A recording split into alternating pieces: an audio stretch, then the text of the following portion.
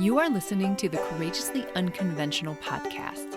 If you want to change your life and start living on your own terms, you're in the right place. I'm your host, Lynn Grogan. I'm a certified life coach, and I want to help you take action toward creating your own unconventional life. Each week, I'll share inspiring and unconventional stories from those who have gone before you, as well as actionable steps you can take to start your own unconventional path today. Let's go!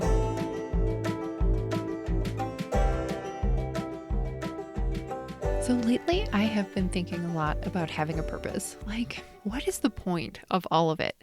I think this is a pretty common question to ask yourself, especially when you've reached a point in life where you've checked all of those big milestones that you're supposed to do to define quote unquote success.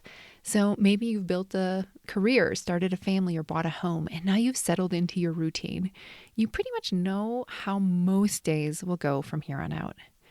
So it seems like you should feel fulfilled at this point, right? But the question comes up for a lot of us asking, is this it? Should I be doing something more with my life? It can feel pretty unsettling to be in that place and may leave you wondering whether what you've created is enough. But what if it's not about doing more, but about seeing your life differently? What if your purpose or point isn't to find something that is out there, but something you can uncover in your life that you're already living? So that's what I've been thinking about lately, and today I want to explore how you might reframe the idea of purpose without changing a single thing about your life as it is right now. So I'm going to start this from the perspective of work, but then we'll expand that after that to life in general. So a few years back, I read about a concept called job crafting that really helped me rethink how we see ourselves and the work we do, and by extension, how we live our lives. So in 2001, University of Michigan professor Jane Dutton and Amy Wrzesniewski, I think I'm saying that right, probably not, from Yale. She's from Yale. They worked together to study how people coped in jobs that are considered undervalued or devalued. So they started out by studying a group of hospital janitors, and what they found was surprising. So they found that some of the workers, some of the janitors, showed up with that more clock in, clock out mindset. They didn't really see their work as meaningful at all. But others actually had a very different point of view.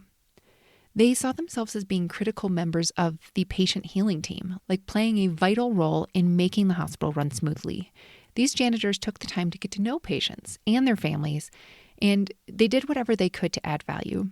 So very interesting is that like each type of worker, they had the same job description, but two very different experiences of their work, which caught their researchers' attention, and it changed the scope of their research moving forward.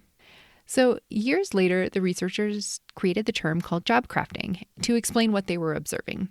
So job crafting is where people take their existing job and find ways to transform it into something that gives them purpose and drive.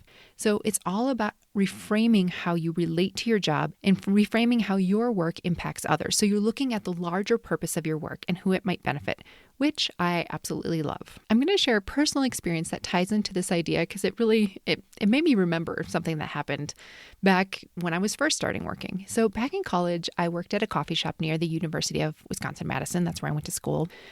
And I liked the job. I liked working at a coffee shop, but I didn't find that much meaning in serving someone their daily decaf skim milk latte with sugar-free vanilla syrup. It just didn't seem that important. And it just kind of felt like I was going through the motions after a while, and I couldn't wait for the day when I was doing important work that people actually valued. Then one day something changed for me. So we had this regular customer. Gosh, I think his name was Eric, who he was working on his thesis. So every day Eric would come into the coffee shop, he would order his usual black coffee, and then he would leave without much conversation. And most of the time he just seemed like super stressed and tired. So one afternoon, I was just wandering the lower levels of the university hospital, and it was in a space where the PhD students had their quote-unquote offices. So these were like these small windowless cubicles. They had like these metal doors that could be locked. I mean, they looked like prison cells more than workspaces. I really, really hope that they have remodeled since then, but this is what they looked like back when I was in school. So as I walked by one of these cells, I noticed Eric. He was like hunched over his desk, and there was this huge stack of like empty coffee cups from our shop next to him. So it hit me on that day that we might actually be Eric's only human interaction during his day. And that realization was kind of sad in a way, but it was also eye-opening. I saw that in those brief moments of handing him coffee, or like anyone a coffee, that I had an opportunity to go beyond what I was just seeing as a transactional exchange. And from that point on, I saw my job differently. I started making an effort to engage with customers. I learned their names, I learned their regular orders, I asked about their work, their families, their upcoming vacations, and I realized that even in that small act of serving coffee, like I could connect with people and form actual relationships with them. And that reframe brought new meaning to my job. And it's something that's influenced how I've approached every job I've had since then. Like, I honestly think it's what helped me care deeply about the people that I coach and how I spend time thinking about their lives outside of our coaching relationship. It's also how I'm able to find meaning and purpose in day-to-day life that could otherwise seem mundane. So what does this mean for you? So I want to get to that in a minute, but before I do want to take a moment to address something important. I know what I'm sharing and that what I'm about to share might come across as overly optimistic or simplistic or even a bit like toxic positivity. And I get that perspective. I totally do. And I always acknowledge that if somebody is in a toxic situation or relationship, simply reframing how they think isn't going to solve the problem and could actually be really, really harmful. So in those cases, it is absolutely crucial to recognize when it's time to leave or make a change, or that even a lot of coaching concepts would not make sense for that type of person. But for many of us, that's not the case. For many of us, we have a lot of wonderful things in our lives already, but sometimes it's just tough to see that because we think things should be different or hold more significance. So take a moment to look at where you are right now. How could you reframe or rethink about aspects of your life to see them from a different and more purposeful perspective? And I'll give you a few examples. So what if the hours that you spend transporting your kid from activity to activity isn't a huge waste of your time? What if it is a way to connect with your kid and build a healthy relationship? What if you spending time on self-care activities isn't selfish, but instead it models good behavior for your friends and family, and maybe it even inspires them to do the same? What if those extra minutes that you spend listening to a patient or a customer aren't inefficient? But what if that helps them know that you're a trustworthy and kind person and that there's somebody in the world looking out for them? There are so many what ifs to consider, right? There's so many aspects of our lives that we could look through with this new lens. And the reason that this is important is that the way we think about our lives shapes our entire experience of it. So taking on a practice like this now means that later in life, we won't have as many of those moments where we say, wow, I wish I would have been more present, or I wish I would have appreciated that more. The beauty of taking on a different perspective is that you don't have to overhaul your life to find purpose. I know a lot of us think that that's the case if we want to make changes or if we want to have a different experience in our life. But it's actually just about shifting your viewpoint to see the value in what you're already doing.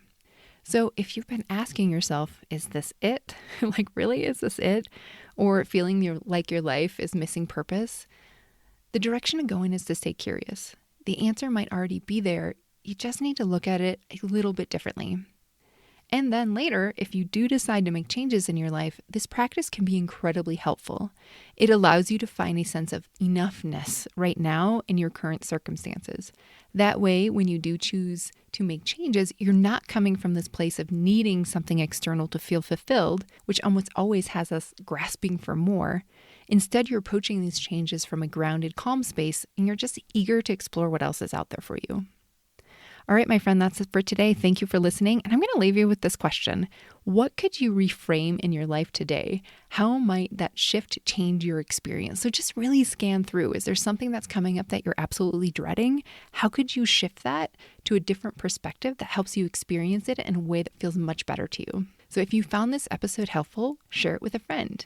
And if you're curious about life coaching and you want to experience it for yourself, sign up for a free one-on-one private coaching session with me at lingrogan.com or click the link in the show notes. Your first session is free. Until next time.